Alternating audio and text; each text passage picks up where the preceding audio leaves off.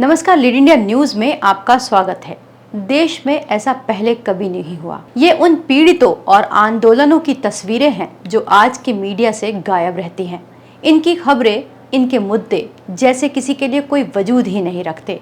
आज हर समूह की आवाज बड़े मीडिया से पूरी तरह से गायब है। बीते रविवार को भी एक बड़ा जन सैलाब दिल्ली के बहरे कानों को अपनी आवाज सुनाने के लिए इकट्ठा हुआ, लेकिन सत्ता ने उनकी आवाज अनसुनी कर दी। पूरे देश में पुरानी पेंशन बहाली को लेकर सफाई कर्मी, पैरामेडिकल कर्मी, शिक्षक, विद्युत और रेलवे कर्मचारी लगातार छोटे छोटे आंदोलन करते रहे, लेकिन बड़े मीडिया में इनको बिल्कुल भी तवज्जो नहीं मिली।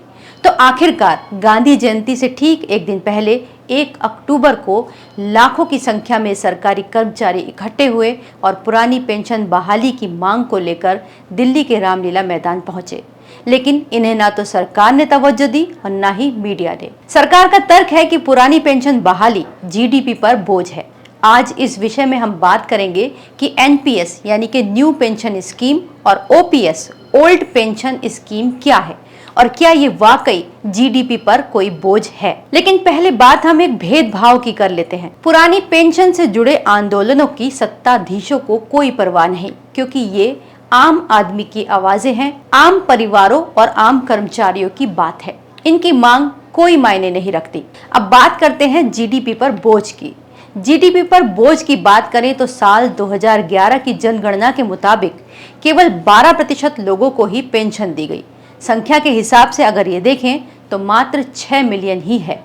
पुरानी पेंशन को खत्म करने के पीछे सरकार का ये तर्क है कि अगर ओपीएस लागू होती है तो भारत की अर्थव्यवस्था पूरी तरह चरमरा जाएगी। सच ये है कि भारत अपनी जीडीपी का केवल 2.2% ही पेंशन पर खर्च करता है, जबकि अमेरिका 7.5%, ब्रिटेन 5% और दूसरे यूरोपियन देश जिसमें फ्रांस, इटली और रूस जैसे देश शामिल हैं, वो अपनी जीडीपी का 15% हिस्सा पेंशन पर खर्च करते हैं। भारत में 25 करोड़ परिवार रहते हैं। इनमें से करीब 15.5 करोड़ सरकारी कर्मचारी हैं। इनमें भी 88% ऐसे कर्मचारी हैं जो ग्रेड सी से आते हैं। सरकारी कर्मचारियों की सैलरी भी बहुत ज्यादा नहीं होती, लेकिन उसके बावजूद भी लोग सरकारी नौकरी की चाहत रखते हैं, क्योंकि सरकारी नौकरी में रिटायरमेंट के बाद पेंशन मिलती है। पेंशन एक आर्थिक सुरक्षा का वादा होती है जो सरकार निभाती है। अब आखिर नई पेंशन योजना पर इतना विवाद क्यों है? पहले ये जानते हैं कि एनपीएस है क्या। एनपीएस 1 अप्रैल 2004 में लागू की गई और ये एक बाजार आधारित योजना है। इसके अंदर 40% निवेश करना अनिवार्य है। खास तौर से अगर वो राज्य सरकार कर्मचारी है तो उसको इस योजना में निवेश करना ही होगा। इसके मुताबिक कर्मचारी के वेतन में हर माह 10% काटा जाएगा और राज्य सरकार इसके अंदर 14% हिस्सा मिलाएगी और इसके बाद एक मार्केट मैनेजर उस पैसे को शेयर बाजार में लगाएगा। इसके अलावा एनपीएस के अंदर पेंशन की राशि तय नहीं है, क्योंकि ये बाजार आधारित योजना है और क्योंकि ये बाजार आधारित है तो इसको टैक्स के अंदर भी रखा गया है, यानी कि अब पेंशन टैक्सेबल होगी। इसके अलावा हर 6 महीने पर मिलने वाला महंगाई भत्ता भी बंद कर दिया जाएगा। इसके अलावा अगर हम ओल्ड पेंशन की बात करें तो इसकी शुरुआत साल 1950 में हुई थी। ओपीएस के मुताबिक कर्मचारी की जो लास्ट सैलरी होती है उसका 50% उसको पेंशन के तौर पर दिया जाता है। अगर कर्मचारी की मृत्यु हो जाती है तो उसका 30% हिस्सा उसकी पत्नी या पति या फिर उसके नॉमिनी को मिलता है। ओपीएस के लिए 10 साल की नौकरी करना अनिवार्य है। अगर 10 साल की कर्मचारी शर्तें पूरी नहीं होती तो पेंशन नहीं मिलती। ओपीएस में कर्मचारी की मृत्यु के बाद उसके पति या पत्नी या फिर उसके नॉमिनी को पेंशन का लाभ मिलता है, लेकिन नॉमिनी का लाभ केवल अनमैरिड बेटी को ही मिलता है। तो जैसे कि हमने जाना कि नई पेंशन योजना बाजार आधारित है और ये जोखिमों के अधीन है। इसके बावजूद सरकारी कर्मचारी को ये नहीं पता कि उनका पैसा किस तरह इन्वेस्ट किया जाएगा और उसके रिटर्न्स क्या होंगे। अगर मान लीजिए अचानक से उस वक्त पे मंदी आ जाती है तो कर्मचारी का पैसा डूबना तय है, जबकि वो इसमें निवेश करने के लिए बाध्य भी है। इसी वजह से न्यू पेंशन स्कीम का विरोध है। तो ऐसे में एक सरकारी कर्मचारी जो जीवन भर सख्त सेवा शर्तों से बंधा रहा, उसका भविष्य अंधकार में धकेल दिया जाएगा। सेवा शर्तों के मुताबिक एक सरकारी कर्मचारी सेवा के दौरान ना तो कोई व्यवसाय कर सकता है, ना ही अपने नाम से कोई बिजनेस खड़ा कर सकता है। इनफैक्ट उसे अपने काम के अलावा कुछ और आता ही नहीं है। वो केवल जीवन भर अपनी तनख्वाह पर गुजारा करता रहता है, इसी आस में कि एक दिन उसे बुढ़ापे का सहारा पेंशन मिलेगी। लेकिन फिर भी एनपीएस यानी न्यू पेंशन स्कीम सभी राजनीतिक दलों की पहली पसंद है।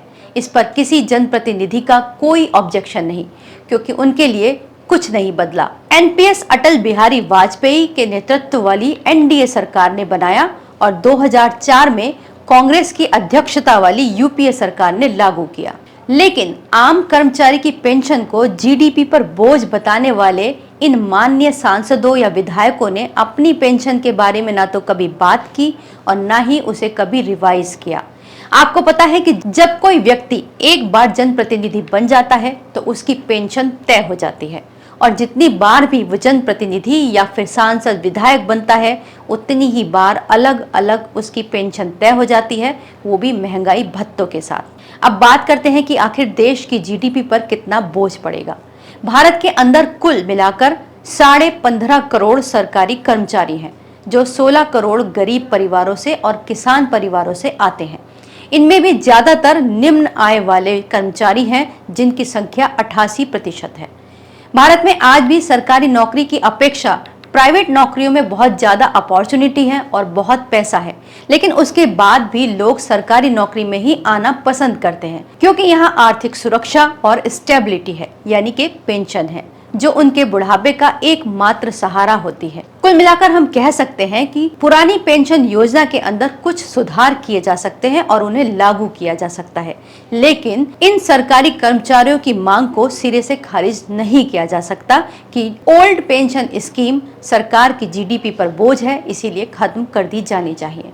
बीते दिनों एक खबर थी कि हरियाणा सरकार के पर्यावरण मंत्री ने एक घोषणा की कि 75 साल से ऊपर के पेड़ जिस भी घर, आंगन या खेत में लगे हैं, उन्हें पेंशन के रूप में हर महीने 2500 रुपए दिए जाएंगे। तो क्या ये सरकारी कर्मचारी इन पेड़ों से कम है?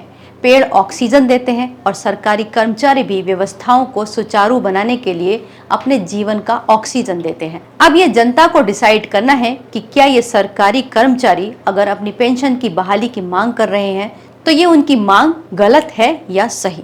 इस वीडियो को लाइक करें, हमारे चैनल को सब्सक्राइब करें। हमारे वीडियो सबसे पहले देखने के लिए बेल आइकन प्रेस करना ना भूलें।